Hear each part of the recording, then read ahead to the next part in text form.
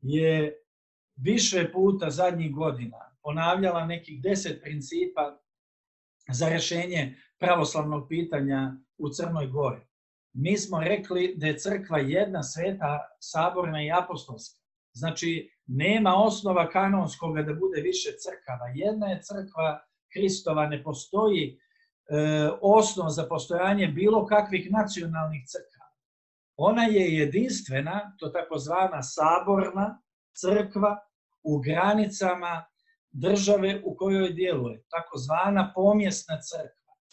I to je jedini svetopisanski i kanonski princip koji je jedino koji je ustanovljen na saborima svetih otaca i oni su ucrtali put naše pravoslavne crkve. On je nepromjenljiv. I to crkva mora da se vrati tim korijenima, da se vrati Svetome pismu i kanonima u ovim danima.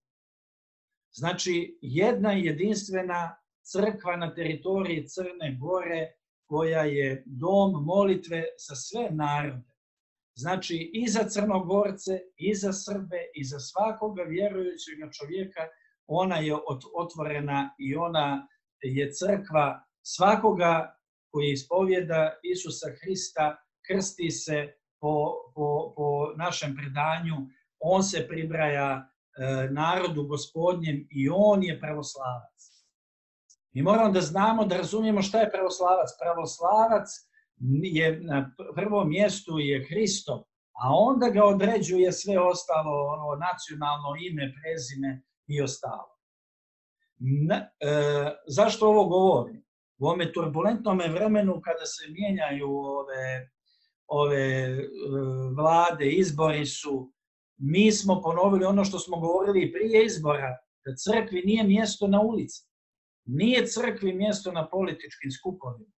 Ona ima svoju misiju, ona nije politička organizacija.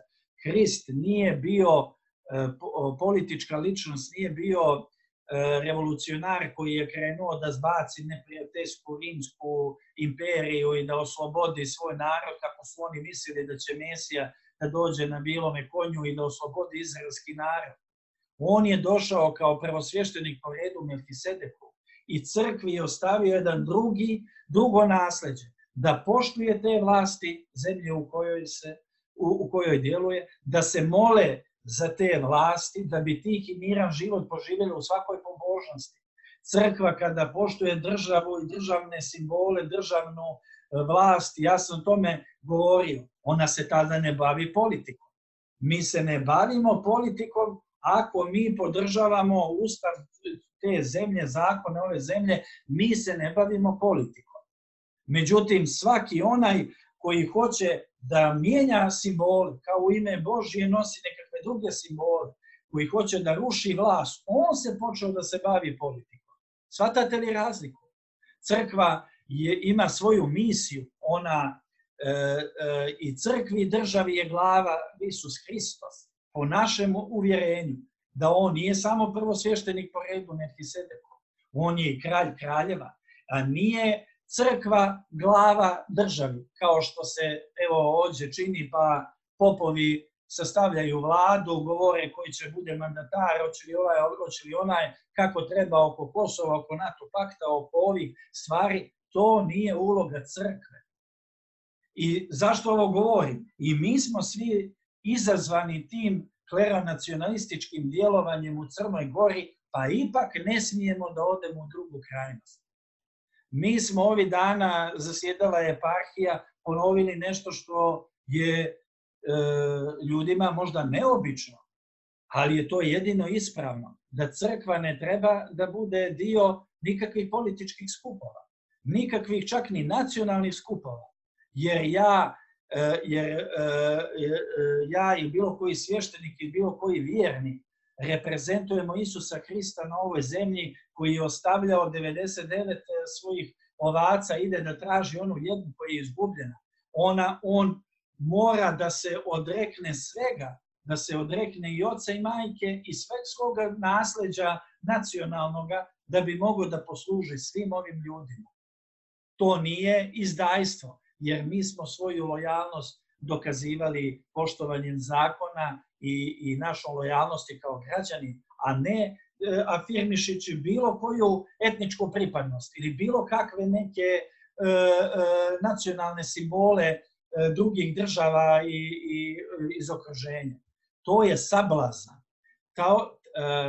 I da dođemo na ovu temu, jer kroz ovu priču o sudbini tog putovanja apostola Pavla vidjet ćete kako se može povući jedna korisna paralela i da izvučemo nauk za ovo vrijeme koje danas ovdje živimo u Crnoj Gori.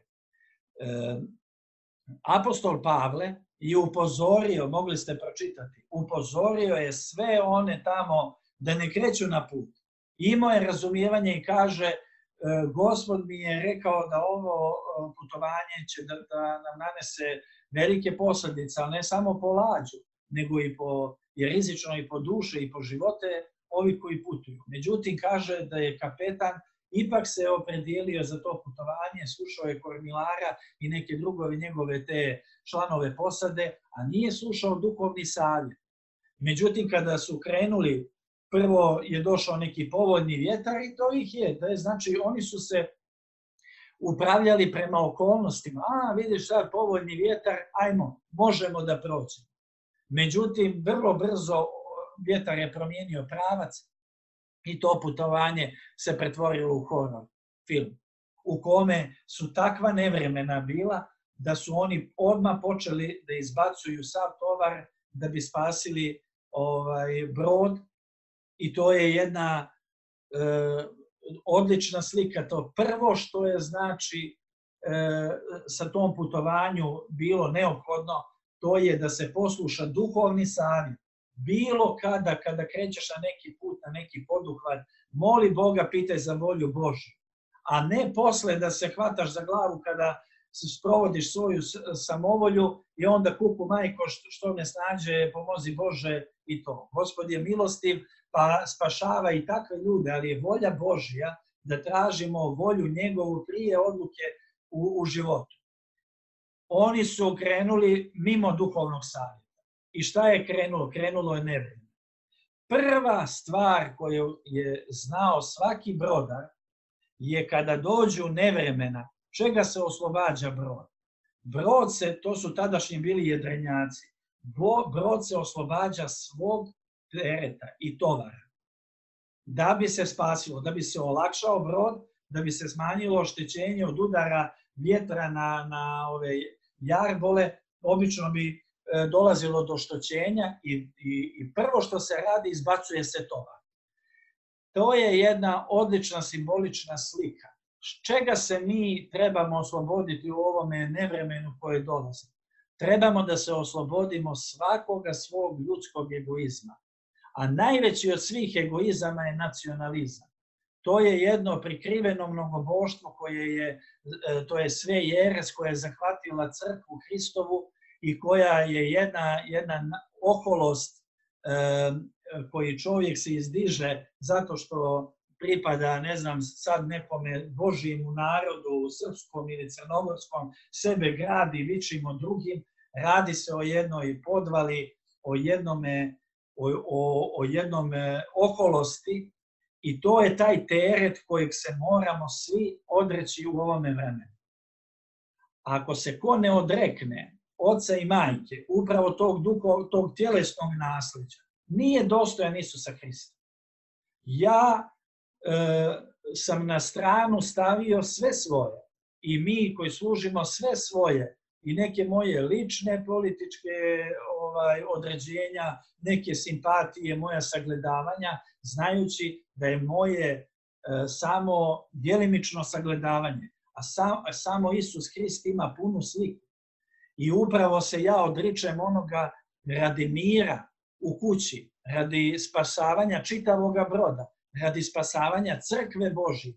Odričem se tereta kao što su ideološka neka pripadnost, nacionalna pripadnost, sve ono što predstavlja teret, pa materijalna bogatstva. O tome se i radi. U ovim turbulentnim vremenima svi se raspituju, na koju ću ja stranu, kako će od meni posao, hoće li da mi donese ova nova vlada, će mi biti bolja nego ona stara, pa ja počnem da kalkulišem. Svega toga čovjek treba da se isprazni ako hoće da služi Bogu. A ako će da se bavi politikom i to, onda ne treba da se bavi Božjom službom, nego neka ide i neka se, i to je legitimno, jer je potpuno legitimno da se ljudi budu političke ličnosti i da budu lojalni i savjesni građani i da budu aktivni. Vjernici trebaju da su aktivni činioci svakoga društva i da doprinose boljitku zajednice svim svojim sredstvima, svim svojim znanjem, svim svojim umjećima i snagama. Takav treba da bude primjer za sve. Ali za Hrista, ako hoće da posluži, on svega toga se odriče radi Hrista. Ko nije umro, taj ne može da slijedi Boga. Ko nije umro ovozemaljskim bogatstvima, ovozemaljskim čarima, među kojima su svakako vlast i novac, on ne može da služi Isusu Hristu. I mi smo ponovili jednu notornu stvar, međutim to vidim da je đavo zamaglio ljudima opet.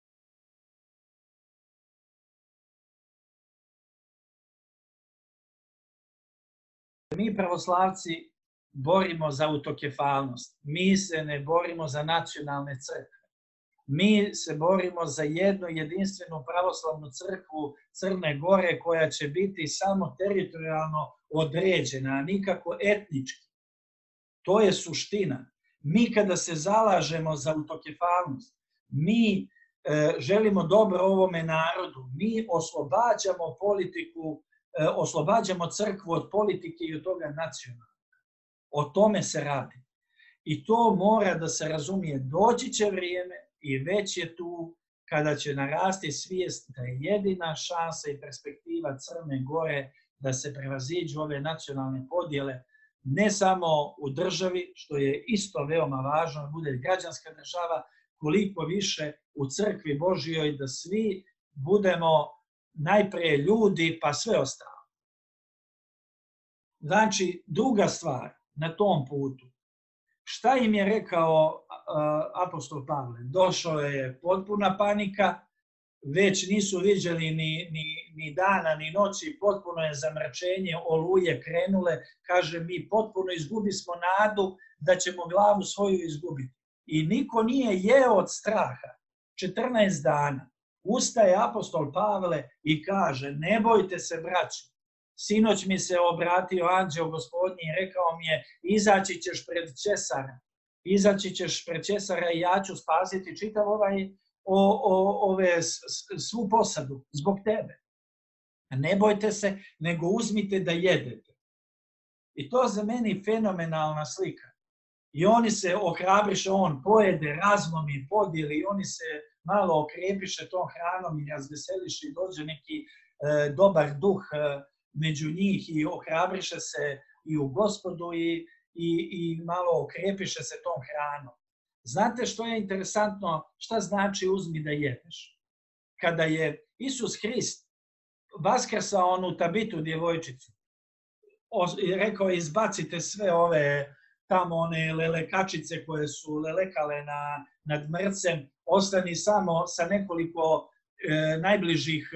najbližih učenika koji su imali vjere u vaskrsenje, pomolio se, vaskrsao djevojčicu i prvo što je rekao, dajte joj da jede. Prvo što je znak ozdravljenja i znak života je glad. Blago gladnima i žednima pravednosti jer će se nasititi. Blago onima koji imaju glad i duhovnu žeđ jer su oni duhovno živi. Svaki čovjek koji je duhovno živ ima potrebu za pričešću, ima potrebu za molitvom, ima potrebu za Gospodom, za riječi Gospodnjom koji je hljeb naš nasušni koji je za svaki dan.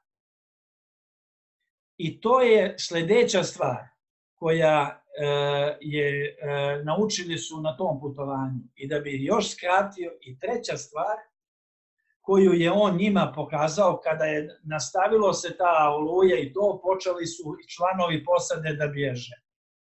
Kao što obično oni brodski miševi prvi napuštaju brod kada brod tone, a mi ovdje kao imamo razne brodolomi i to, i prvo što rade ljudi je da izlaze iz crkve Božje i počinju sami sebe da spašavaju. A Pavle dolazi kod kapetana, kaže, ne budete li ovo obećanje za spasenje važi samo ako svi ostanete u brodu. Budu li oni izašli, svi ćete nastradati.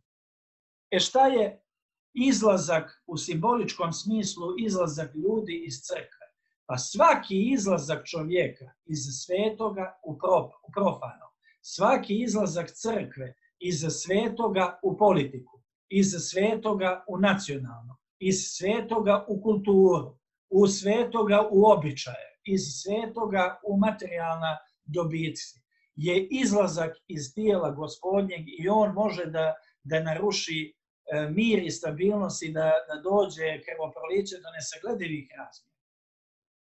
Zato ja u ovome vremenu imam jaki strah Gospodnji da i držimo ovu našu eparhiju, iako nismo bez izazova, nismo bez provokacije. Svaki dan dobijate neke poruke u inbox, neke kletve, nekakve izazove da uzvratimo istom mjerom.